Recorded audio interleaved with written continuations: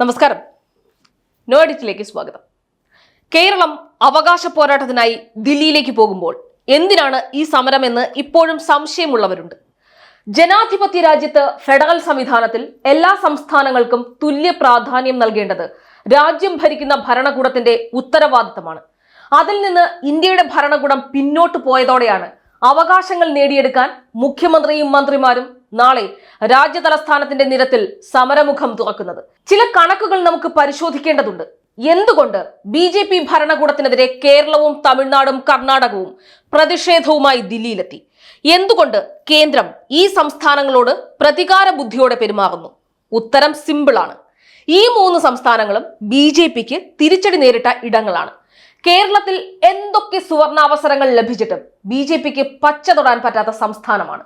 ചില കണക്കുകൾ ചുമ്മാ ഒന്ന് പരിശോധിച്ചാൽ മനസ്സിലാകും എത്രത്തോളം വിവേചനപരമായാണ് കേരളത്തോടും കർണാടകയോടും തമിഴ്നാടിനോടും കേന്ദ്രം പെരുമാറുന്നതെന്ന്. കഴിഞ്ഞ ഡിസംബറിൽ സംസ്ഥാനങ്ങൾക്ക് 72,961 കോടിയുടെ അധിക നികുതി വിഹിതം കേന്ദ്രം അനുവദിച്ചു. ഉത്തർപ്രദേശിന് 13,088 കോടി കേന്ദ്രം നൽകിയപ്പോൾ കേരളത്തിന് നൽകിയത് വെറും 1,404 കോടിയും തമിഴ്നാടിന് 2,976 കോടി രൂപയും മാത്രമാണ്.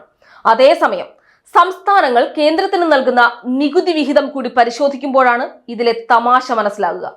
തമിഴ്നാട് 74,238 കോടി രൂപ കേന്ദ്രത്തിലേക്ക് നൽകുമ്പോൾ കേന്ദ്രം താലോലിക്കുന്ന ഉത്തർപ്രദേശ് 27,000 കോടി മാത്രമാണ് നൽകുന്നത്.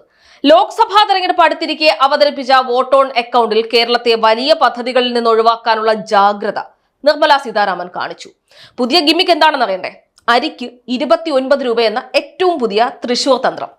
സപ്ലൈകോയിൽ 25 രൂപയ്ക്കും റേഷൻ കടയിൽ നിന്ന് 2 രൂപയ്ക്കും അരി ലഭിക്കുന്ന ഈ കേരളത്തിലാണ് മോദിയുടെ മുഖം വെച്ച് 29 രൂപയ്ക്ക് അരി വിൽക്കാനുള്ള ശ്രമം.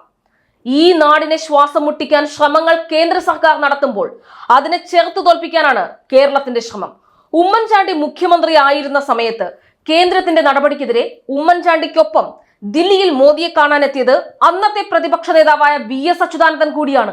രാഷ്ട്രീയമല്ല, നാടാണ് വലുതെന്ന സന്ദേശമാണ് അന്ന് VS ഉയർത്തിയത്. പക്ഷെ ഇന്നത്തെ പ്രതിപക്ഷം ശരിയായ പ്രതിപക്ഷ ധർമ്മം മറക്കുന്നുവോ എന്ന ചോദ്യം വളരെയേറെ പ്രസക്തമാവുകയാണ്.